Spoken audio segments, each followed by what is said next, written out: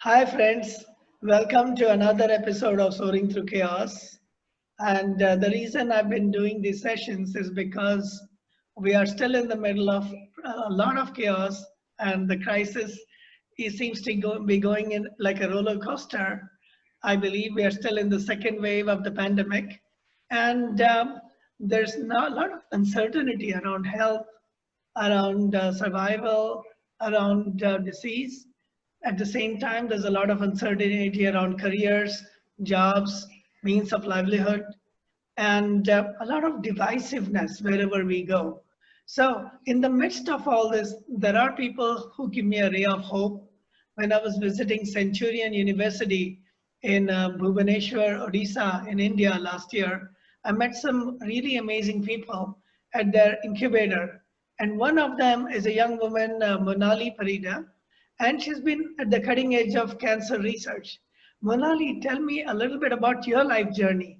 What brought you to Centurion and what have you been up to lately?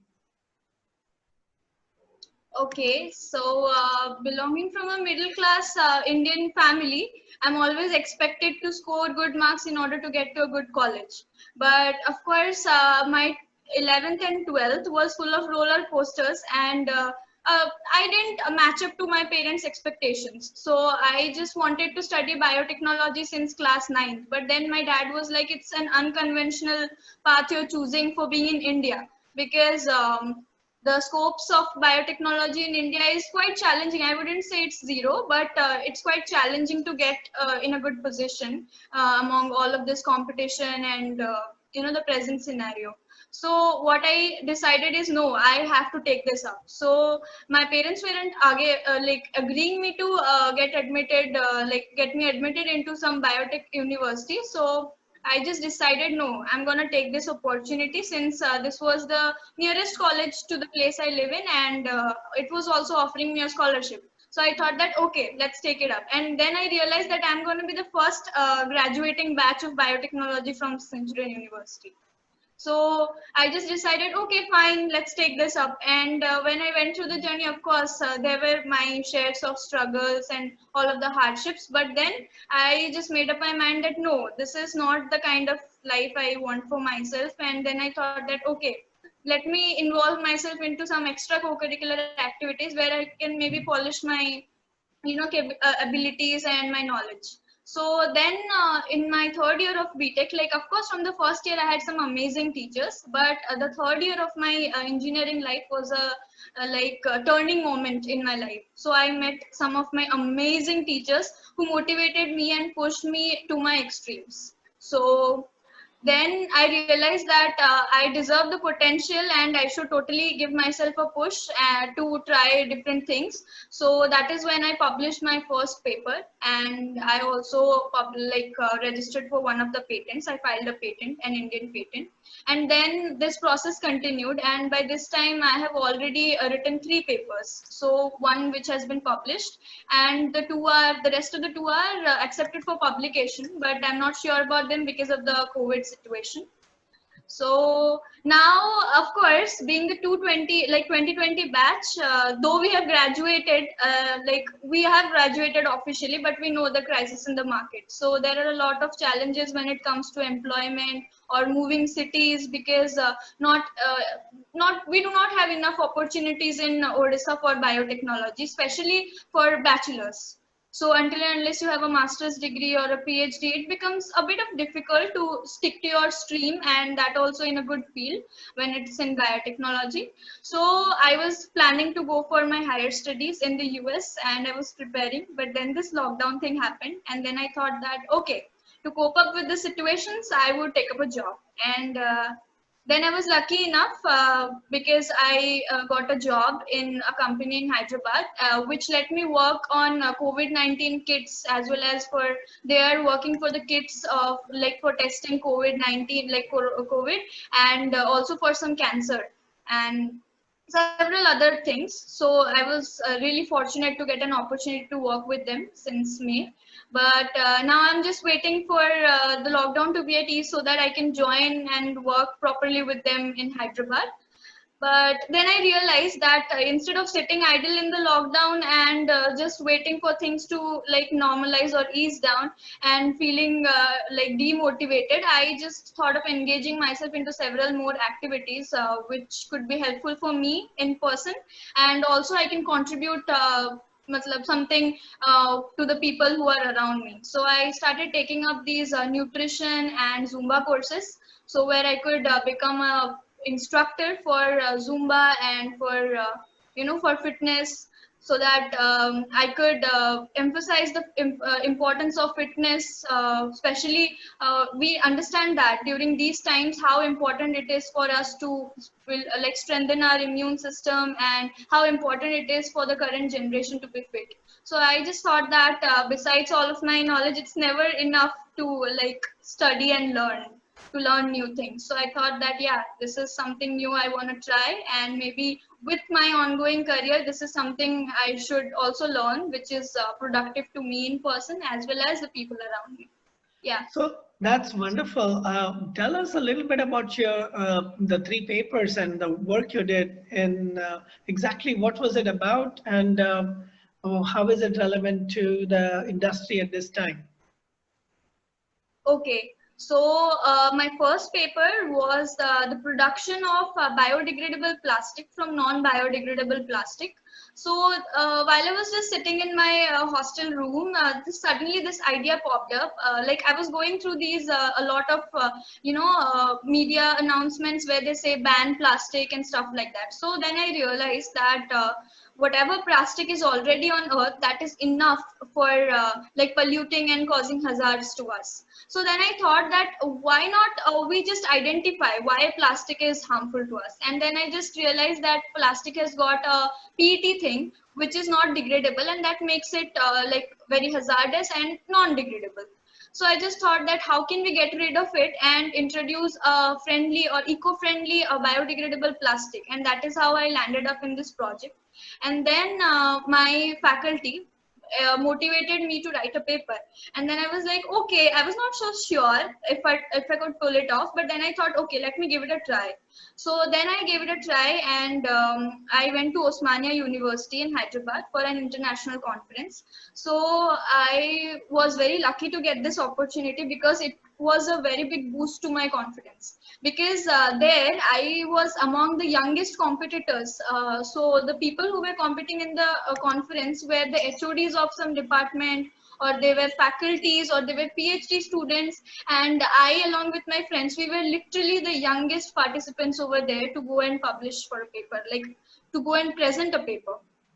But then when I presented, of course, the panel was too good, but I was getting drilled really hard because the competition was good enough. I mean, I was competing with people who were like HODs of some department, or maybe who were really old professors who had a lot of experience, and I was just a young girl who was just 20. So uh, and when I went and presented, then the judge was asking me that, have you completed your masters and stuff like that. He was surprised. Oh, you're still in your bachelor's. But then I was like, okay, I am knowing that, like, I knew I wouldn't get anything from here. But then I was like, no, if I've come here, I'm going to present it really well. I'm going to lift up my faculties and my friends' spirits. And then I'm going to go back. I'll visit Hyderabad and I'll go back. But to my surprise, he was really impressed, and I got the best paper award in the international Wow, conference. wow. And in the area of degradable plastic, is it going to see the light of the day? Is it likely it will be used in industrial applications? Yeah, when I presented this paper, so the judge over there, he suggested that this should be put into like some implementation. So after coming back, I had also participated in this Bhubaneswar Municipal Corporation, so Startup Odisha. So they usually ask for several projects from all across the state, like from Bhubaneswar especially. So all the colleges from Bhubaneswar, they come up with their best projects and they get selected. So from that, they select 5 projects, out of which they like the 5 projects which they take forward for implementation, and that is to be incorporated like into Startup Odisha. So that is why I just went and I participated. Again, there I was drilled because me being a biotech student, I do not have that much of experience in plastic technology. But then there were pioneers who had like a huge amount of experience in plastic technology, and I was really drilled very hard. But then I just completed it, and then at the end, when the results were out, so I was also selected among the 5 projects. Which could be like put up by Startup Odisha for implementation, which could be taken forward. But then I was not really prepared for taking up this project. Of course, I won it and I got my certificates and my awards. But then I thought that no, this is probably not the right time to take this project up because I still lack that much of experience and knowledge in terms of other people who have like studied throughout their life to know whatever they know today. So that is when I just decided, no, I need to study about this properly. I need to go to the US. I need to attend a very good formal education before entering myself, because I know that in India there are a lot of startups that get started with a lot of motivation, but then a very few of them are really successful, like really making a name in the market. So that is why I just decided that okay, first of all I want to gain enough knowledge, gain enough experience from a lot of experienced people who can mentor me, who can guide me, and then maybe after gaining a bit of experience, I'll look into that and I'll get started. And moreover, we also need to realize whether the situation for now is compatible for the project or not. But anyway, I was happy that I didn't start it because of the lockdown crisis and everything. So yeah, I'm looking forward to implement it someday. And how about your work in the area of cancer? What is it? Where is it going now? And are you going to continue in that? Well, I have like I had just filed a patent. During that time, I was working on cancer, but then I really didn't get that scope and that time also to work on cancer because. So what happened is I was into other papers and also I was busy with my academics. So I'm of course looking forward to working towards that. But right now, I am not into a state, or I do not have the scopes of working into working in a lab which is into cancer. And moreover, cancer is a like total complex topic. It's something which is which has always been the talk of the day. So in order to get into a hardcore research for cancer, I need a lot more experience and I need a lot more knowledge, because of which I just thought I don't want to take up a job and I want to pursue my education.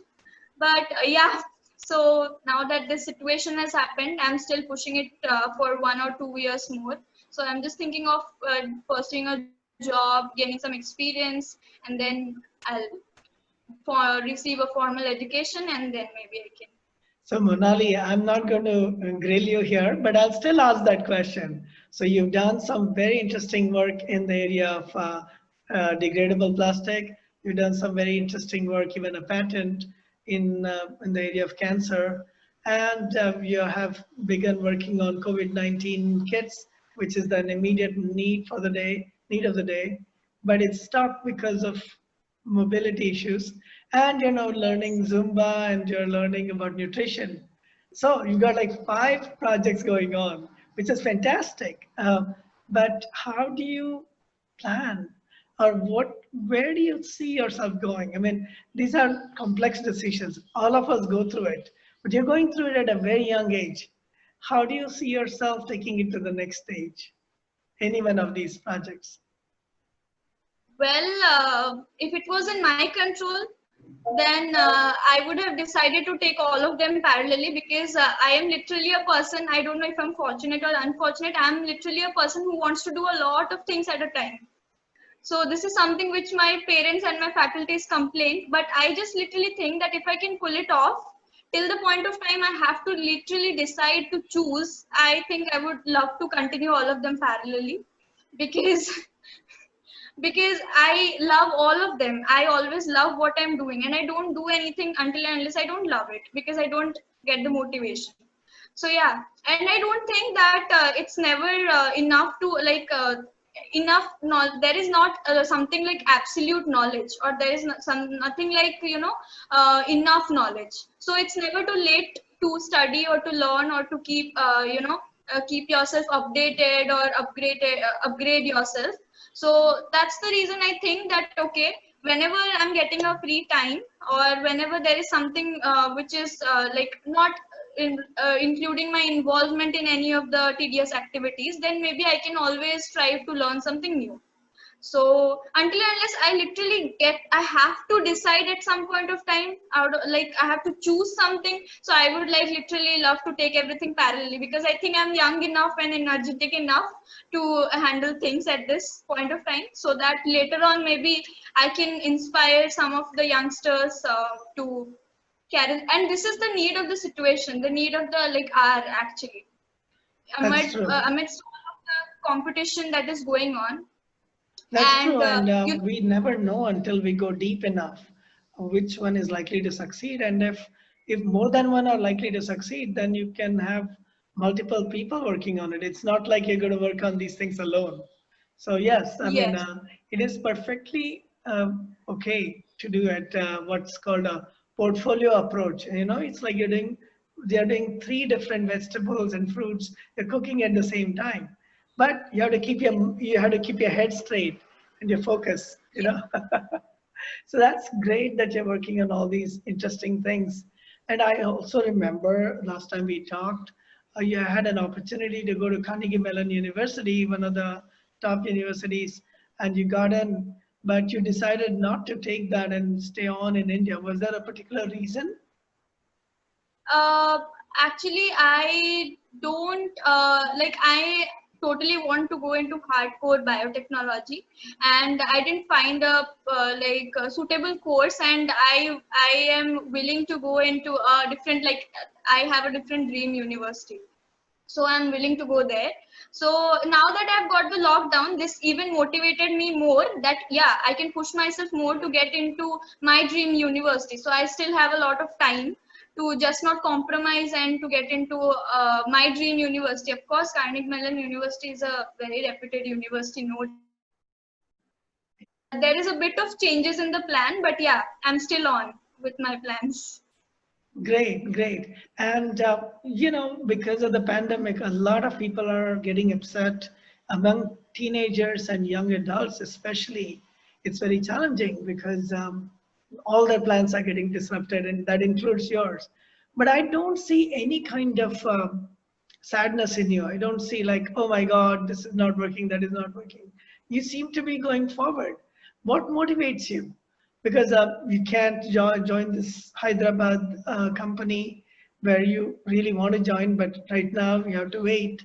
So how do you keep yourself going from day to day?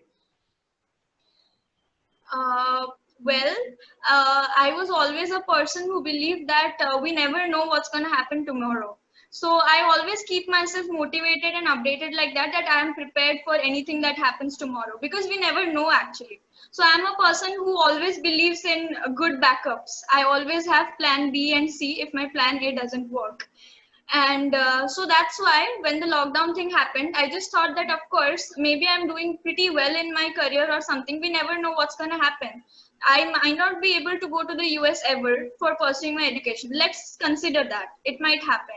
So I should always have something in hand which would make me equally happy, and which would compensate for the kind of thing I wanted to do and I didn't get to do. So then I thought that what else interests me. So then I got introduced into the fitness industry, where I was really motivated, because I feel that is the need of the hour. People really need to work on their immune system and their body in the current scenario, when it is so much filled of pollution and so much of this unhealthy food habits and all of the lifestyle that we are going through. So then I did this, and I keep myself positive, thinking that yeah, things will fall in place if you're working hard towards it, if you're determined. And I am a stubborn girl. All of them say that. I am literally stubborn. If I want something, I will do something, and if it doesn't work, I'll figure out something else. Well, So I was reading a quote by Sheryl Sandberg, who is the head of operations at Facebook. She's the number 2 person at Facebook. And she made that comment that when when a young woman takes on doing like what you're saying, stubborn, bossy, those are the wrong words to use. Because if a boy does that, they'll say, oh, he has leadership skills, he's hardworking, he's tenacious. But when a girl does that, the adjectives used are negative. So you do realize that, right? So if it No, was a boy in I'm your happy with place, he that. would be considered jiddi hai, naam karega roshan. So please keep up that spirit. Please keep up that spirit of determination and tenacity, and to be able to go ahead. And I must have met close to 1,000 students at Centurion. And there were like only two people who really impressed me. You were one of them. Now I'm going to interview the young man that I met, because there was the determination and tenacity to, no matter what happens, I'll go and do it. So please keep that up. So my question is, you've been doing all these great things. You've learned a lot of these things, but there are a lot of people who are disappointed, are going through challenges, um, especially among the young adults. They see this, the great movie actor Sushant, who passed away in not very clear circumstances.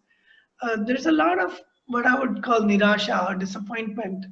Do you have any message for them? Do you have any suggestions on how they can continue forward? I mean, there is no point postponing life to post-COVID. We don't even know how long this whole pandemic is going to be. And you spend some time in biotech, you know how long it takes to create a good medicine, good drug, good therapy. So what do you suggest that people should do under the circumstances? I would like give my personal example how I keep myself motivated, because I'm also an ordinary girl with some ordinary motivation. So for me, my prime motivation have always been my parents and the teachers who put in a lot of efforts after pushing me. So what I feel is when your parents go through a lot of hardships to put you in a state where you can do something in life to make you independent. So I don't think there is any problem which is big enough that is standing before the sacrifice. So for all the youngsters out there, the greatest message is that you never know what your parents have done to got you like to get you here. So there is no problem which is big enough that can get you demotivated enough to give you so that you give up. So that's why I would just say that whenever there is a situation where things are not working out, we should always work on improving our knowledge or like enhancing our skills, because at this point of time we never get the time to work on new things. But I think that this is a good time for people to work on their flaws, for anything that they wanted to learn but they never had time. So, and moreover, the introduction of all of these social webinars and all of this, these are a boon some way. You can always hear out to people, you can always talk with great people like I am talking with you. I got this opportunity over the video calls, over the webinars and all of that. You can gain enough knowledge without even stepping out of your house. That is what computers and the technology has gifted us. So I feel that the greatest motivation is that no matter what, you should always find a way out in the situation. And if at all things are not working out, if you're not finding a way of income or you're not finding out how to put things in place, then always work on enhancing your knowledge, because your knowledge is always going to fetch you something at the end of the day. Maybe after a month, maybe after a year, but it's never going futile.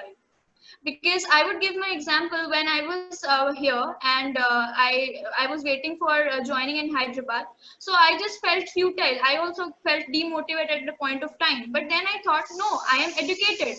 I am not an illiterate. I'm literate. So I can literally use my knowledge. And then I approached some of the parents in my same apartment, in the apartment I live. I approached some of the parents and I just asked if their kids are not able to attend the schools and tuitions, would they want to send their kids to me? And I just started teaching them. And that was enough for me. I was keeping myself busy and I was also polishing my knowledge. So that was something that kept me engaged and also gave me a lot of positivity, because kids, they always want to learn. And if at all your knowledge is of someone else's use, then I don't think that there is something better than that. So yeah, you can always find a ray of hope in all of the darkness. Well, I really like that you're clear about your goals and motivations.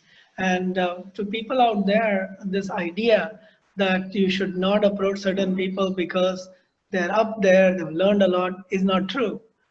People who have a lot of experience are always looking for fresh approaches. They're always looking for people with new ideas, new ways of thinking.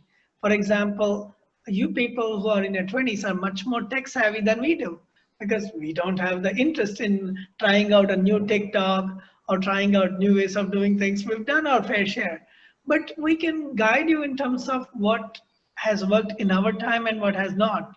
And you can give us new ideas, new ways of looking at the world, new ways of what's important to your generation. In our generation, it was all about making new things. Plastics came about, and chemical industry, and then electronics industry. But today we have too much of all these things, and what we don't have is a good environment and all that. And that's why new ideas are necessary at all times. I'm not trying to preach, but I'm noticing that a lot of people don't approach people with experience and knowledge out of fear or out of, oh, I'm not good enough. Everybody is good enough. Everybody has the potential to connect and create together something. Like if I were to give you examples, Hanuman, a monkey god, without Hanuman, there would be no bridge to Sri Lanka, as the mythology says, and that's true in every single mythology. David versus Goliath, and there's always the challenge, and the little person and the new person. There's the Steve Jobs versus IBM, for example. Every stage you will see that there's the new person on the block.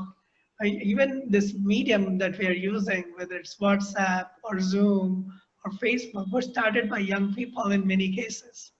So anyway, do you have any other, have we covered all the topics, or did you want to say something before we say goodbye to our friends? Well, the only thing I would say that situations are gonna come and go, but what's important is to keep our spirits up and to fill our hearts and minds with hopes and to never give up. And at the end, I'm really thankful for I'm really thankful to you for giving out this opportunity to me where I could talk to you, and of course I could put out some message for your audience as well as for the youngsters who would be watching this video out. So yeah, I'm really grateful and thankful. And if people wanted to contact you, do you have a website or your research stuff? Is there a way that people can reach you? Or any social media? Yeah, people can reach me on social media, but right now I haven't made any of my website or anything. I'm still on it. So I'm just looking to accumulate some more stuffs in order to add to my, to my activity curriculum or whatever. So that I can just work on it. But I don't have a website for the time being, but yeah, people can of course connect me on social media. And we'll share the appropriate social media links. And to anybody who wants to approach me, I always share my social media links as well. So stay in touch, stay safe, but also stay motivated. Find something meaningful to do at all times. There's so much to do, especially now. There are people who don't have food. There are people who don't have jobs. There are people who don't have, who need help with their health. There's no shortage of things to do. So please keep up that spirit and see where you can play a part. Each one of us can play a little part in this whole puzzle, right? So it's time to say goodbye, and please stay in touch. And thanks again, Monali. Yeah, welcome. Thank you and goodbye.